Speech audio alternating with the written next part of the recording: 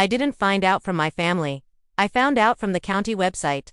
I was sitting at my desk, coffee untouched, laptop open to a tax portal I'd used every year without thinking. Same parcel number, same assessed value, same childhood address I'd memorized before I could spell my own name.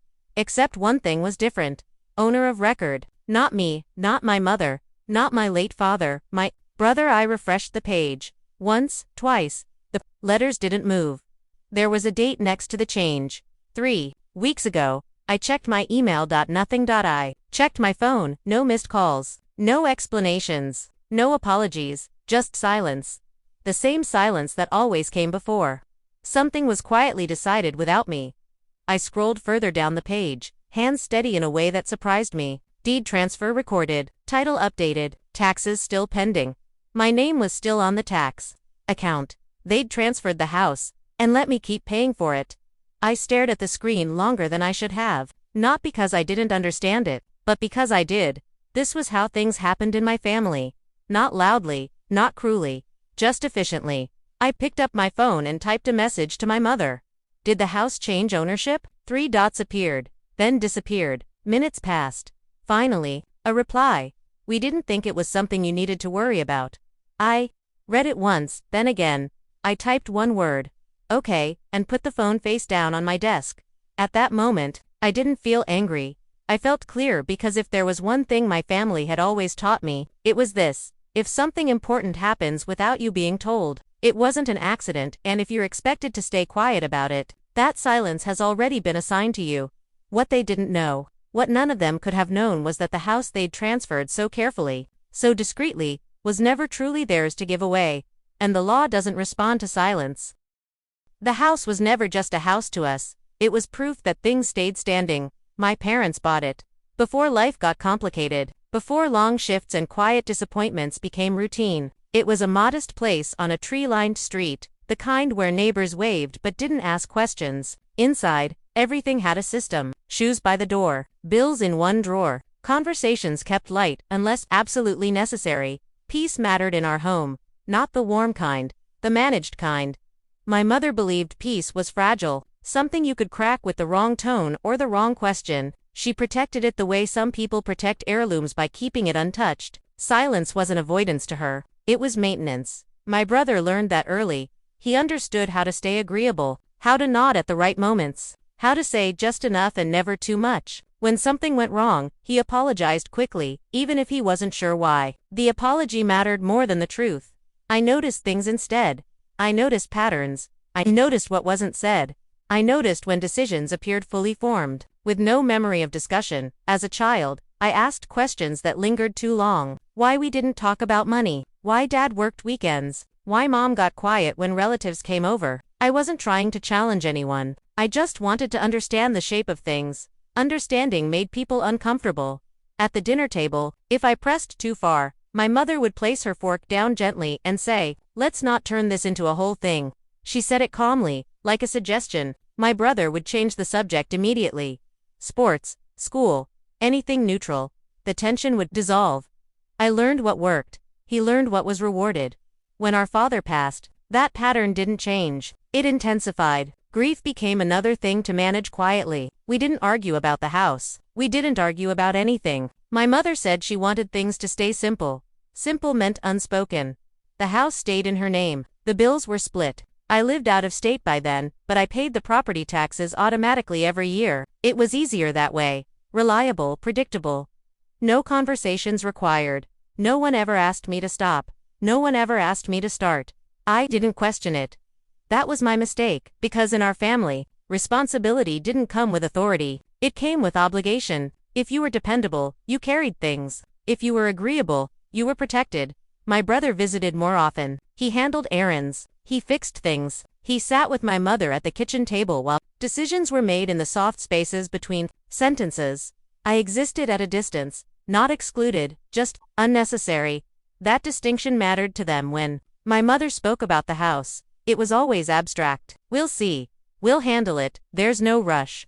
She liked things that didn't require timelines. Forced clarity. Clarity forced confrontation, so nothing was ever finalized out loud until it was. Looking back, the transfer shouldn't have surprised me. It fit the pattern perfectly. No discussion, no warning, just a quiet rearranging of roles. My brother would own the house. I would continue paying for it. Peace would be preserved. That was the logic, and for most of my life, I'd accepted it. Not because I agreed, but because pushing back felt disruptive. I'd been taught that disruption was selfish, that asking for clarity was unnecessary when everyone else seemed comfortable with the blur. But something had shifted since my father died. Wasn't a child anymore, and silence no longer felt neutral. The house had always represented stability, but stability built on omission eventually collapses. I didn't need to confront anyone to see that. I just needed to look at the record. A legal document didn't care about our family dynamic. It didn't care about peacekeeping. It didn't care about convenience. It cared about what was written. And for the first time, I began to wonder whether the quiet I'd been raised in was less about harmony and more about control, not malicious, just efficient. And that efficiency had finally crossed into something measurable. Something provable. Something that didn't require me to raise my voice. By the time I reached my 30s, the roles were fixed. Not announced, just understood. I was the one who handled complexity, the one who read fine print, the one who asked follow-up questions when something sounded finished but wasn't. In our family, that translated to being intense. Not difficult, not wrong, just slightly inconvenient.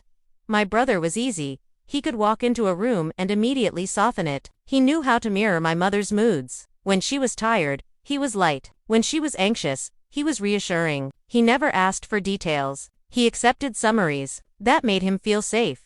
My mother needed safety more than truth. She often said she didn't like drama.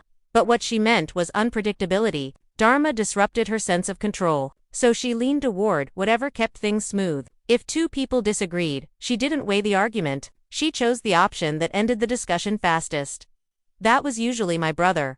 I wasn't punished for being different. I wasn't criticized openly. I was managed. Conversations with me were shortened. Decisions were made elsewhere and delivered as conclusions. You'll understand. My mother would say, "You're practical." Practical meant adaptable. Adaptable meant flexible. Flexible meant I could absorb discomfort without complaint. My brother, on the other hand, was protected from strain. He had opinions, but they were presented gently. He wanted things, but never urgently. My mother often said, "He's just not built for stress." Apparently, I was. There was one person who noticed the imbalance without me pointing it out. My aunt, my father's sister, had a way of watching without intervening. She lived 2 states away and visited once or twice a year. She listened more than she spoke. Once, after dinner, she helped me clear the table. Quietly, she said, "You carry a lot for someone who isn't consulted."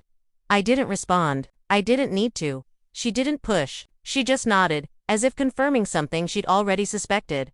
That was the closest thing I had to an ally. Not someone who defended me, but someone who saw me accurately. That mattered more. As the years passed, the house became a symbol without being discussed. My brother referred to it casually as home. My mother referred to it as the family place. I referred to it by its address. Language reveals ownership before paperwork ever does.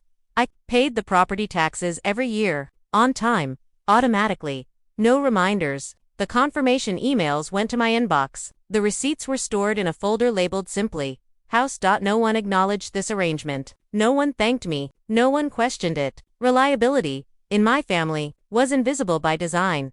It wasn't until a casual comment slipped out that I realized decisions were being made without me entirely. My brother mentioned renovations during a phone call. New flooring, updated kitchen. He spoke as if the plans were already approved, as if the authority was assumed. I asked, carefully, "When did that come up?" There was a pause. Not long, just enough. "Oh," he said, "Mom and I talked about it a while ago." I didn't ask why I wasn't included. I already knew the answer. Including me would have required explanation. Explanation would have invited questions. Questions would have complicated things. So I said nothing. That silence was taken as consent. In our family, silence was the most powerful signature. My mother never framed these moments as exclusion. She framed them as efficiency. "You live far," she'd say. "It's just easier this way." She wasn't lying. She just wasn't telling the whole truth. The truth was simpler. I wasn't part of the decision-making circle anymore. I was part of the maintenance. The roles were clear. Now. Caretaker. Decision-maker. Peacekeeper. In me. I didn't resent it, not consciously. Resentment requires expectation. I had learned not to expect inclusion. What unsettled me wasn't the imbalance, it was the assumption that I would continue absorbing it indefinitely. That assumption would soon be tested. Not through confrontation, not through emotion, but through something my family had always avoided. The shift didn't announce itself. It arrived quietly, disguised as convenience. I noticed it first in the smallest places. Emails stopped including me. Group messages became shorter when I replied. Decisions were presented after they'd already been made, wrapped in calm explanations that sounded reasonable if you didn't look too closely. Just keeping things simple. My mother said once, when I asked why I hadn't been looped in, simple for whom, she didn't say. I was still paying the property taxes. Every year, the same amount, the same confirmation. No one asked me to stop. No one suggested a change. My reliability allowed everyone else to move freely. When I visited, the house felt different. Subtle changes, new light fixtures, fresh paint in the hallway. None of it dramatic, just enough to suggest ongoing planning. I complimented the updates. My brother smiled. My mother changed the subject. That was their version of transparency. There were quiet requests. 2. Softly delivered, always framed as concern. Try not to bring up logistics, my mother said once before a family gathering. It stresses your brother. Another time, let's keep things light today. We don't need to get into details. Details had become the enemy, so I adapted. I asked fewer questions. I observed more. I learned to read pauses, to notice what was said quickly versus what was avoided entirely. The word ownership never came up, not directly, but the language shifted. My brother started using we when referring to decisions about the house. My mother stopped correcting him. We're thinking of changing the fence. I let it pass. Not because I agreed, but because I wanted to see how far the assumption would travel without resistance. That's when I noticed something else. Mail. Official looking envelopes addressed to my brother. Sent to the house. Legal formatting. Neutral fonts. I didn't open them. I didn't need to. Their presence alone was information. I asked my mother, calmly, is there something I should know about? She smiled in a way that felt practiced. It's nothing finalized, just future planning. Future planning had never excluded me before, at least, not openly. Still, I didn't argue. I nodded. I let her believe I was satisfied with the answer. Inside, I began preparing not emotionally, but methodically. I pulled old documents from storage. Deeds, tax records, notes my father had made in the margins of legal papers. He'd been thorough, quietly so, like me. There was a clause I'd always considered irrelevant. A line that seemed ceremonial at the time. I reread it slowly. Twice. It didn't accuse. It didn't threaten. It simply stated conditions. Conditions that required compliance. I said nothing. That was the most unsettling part for them. Though they didn't realize it yet. I didn't object. I didn't confront. I didn't demand clarity. I stayed calm. And calm, in my family, was usually mistaken for surrender. My brother grew more confident. He spoke about the house as if it were already his responsibility. My mother deferred to him more openly now. The narrative was forming without my participation. I was no longer part of the story. They were telling, I was a footnote they assumed would never speak. Then, one afternoon, while I was at work, I received an email notification from the county records office. Automated, neutral, informational. A change had been filed. I read it once, then again. The house, my childhood home, had been transferred. I wasn't listed, no call, no conversation, no warning, just a completed action. I didn't respond immediately. I didn't call anyone. I sat at my desk, closed my laptop, and took a breath. This wasn't betrayal in the dramatic sense. There was no shouting, no confrontation, just quiet removal. And in my family, quiet removal had always been the most efficient method. They believed the matter was settled. What they didn't realize was that in their rush to keep things simple, they had overlooked the one thing I'd always been trusted with. The confirmation arrived without drama. A short message from my brother, sent later that evening. No greeting, no explanation. Just letting you know the paperwork is done. Mom said it's better this way. That was it. No invitation to talk. No acknowledgement of what I'd contributed. No recognition of the years I'd quietly maintained what they were now claiming as resolved. I replied with one word, okay. I meant it. Because by then, the removal had already happened. Not emotionally, I'd felt that coming for years, but legally, in their minds, They believed they'd closed the door cleanly, that they'd avoided conflict, that they'd preserved peace. My mother called the next morning. Her voice was careful, steady, rehearsed. "We didn't want to upset you," she said. "You're sensitive about these things." I didn't correct her. Sensitivity was her word for awareness. She continued, "Your brother needs stability, and you're doing fine on your own." That was the justification. Competence as disqualification. I listened. I didn't interrupt. I didn't defend myself. When she finished, I said, "I understand." It was an agreement. It was acceptance of reality. After we hung up, I didn't cry. I didn't pace. I didn't call a friend. I made coffee. I went to work. I attended meetings. I completed tasks. The day continued. That evening, I opened the folder I'd prepared earlier. The documents were clear. Not emotionally clear, legally clear. My father's handwriting was familiar in the margins. He'd anticipated scenarios like this, not out of suspicion, but out of precision. There it was, the clause. Any transfer of ownership without written consent from all named contributors would automatically revert the deed to the original listed party. Me. It didn't accuse my family of wrongdoing. It didn't assign blame. It simply corrected imbalance. I contacted an attorney. The next morning, quietly, professionally, I forwarded the documents. I asked one question: "Is this enforceable?" Her response came within hours. Yes. That was all I needed. I didn't notify my family. I didn't threaten action. I didn't warn anyone of what was coming. I let the process move at its own pace. Because the truth didn't need urgency. It only needed accuracy. A week later, the county issued a notice. Official, neutral, public. The transfer had been invalidated. Ownership had reverted. I found out the same way everyone else did, through formal confirmation. My phone started vibrating almost immediately. Missed calls, messages, confusion disguised as concern. I didn't answer right away. Not out of spite, out of clarity. When I finally returned my mother's call, her voice was different. Not upset, not angry. Uncertain. Double quotes. "There must be some mistake," she said. "There wasn't," I replied. Silence followed. Not the comfortable kind they preferred. This one had weight. I didn't explain further. I didn't reference the clause. I didn't recount the years I'd paid taxes without recognition. They could read the notice themselves. And they did. The removal they'd executed so quietly had reversed itself without my intervention. No confrontation. No exposure. Just structure doing what structure does when it's respected.